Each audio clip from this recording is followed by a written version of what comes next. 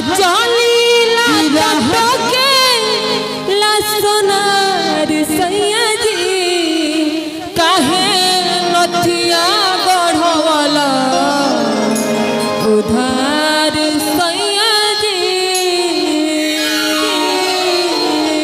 मेहररुआ कहती है जी आप तो नथिया गढ़ाई देने वाली, लेकिन है एगो सोनारा बात राह में चलतानी राह में चलतानी तो कहते ए मालकिन नथिया पहना तारू लेकिन गढ़ाई मूलवा के ठिकाई कैसी के तनी प्यार से अपनी पति जी के मनावत है।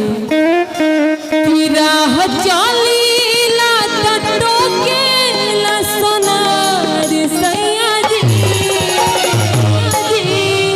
की राह चलीला तटो के ला सोनार सैया जी काहे नदिया गढ़वाला उधार सैया जी काहे नदिया गढ़वाला उधार सैया जी।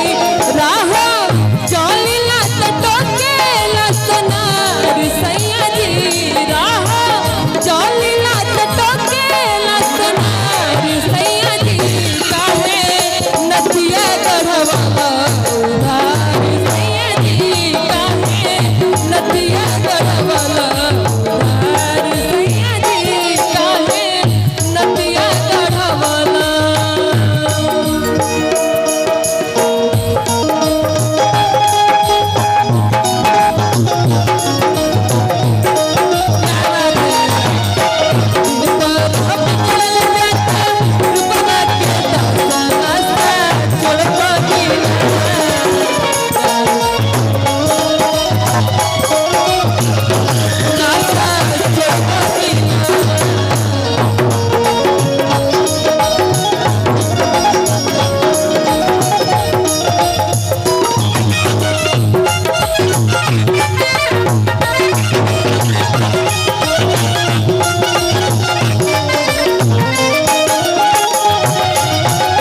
आदरणीय चाचा जी की तरफ से हमारे पिता तुल्य चाचा जी की तरफ से ये नथिया गढ़ाने का आया है हमारे लिए।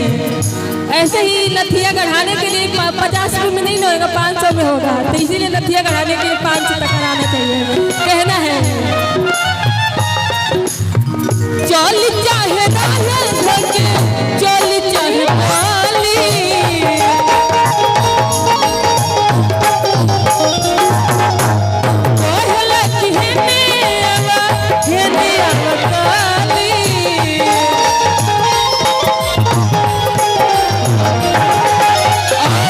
हमारी छोटी बहन की तरफ से हजारों रुपये इनाम आया है। उनका भविष्य माता रानी से ही करें कामना कि उनका भविष्य उज्जवल है।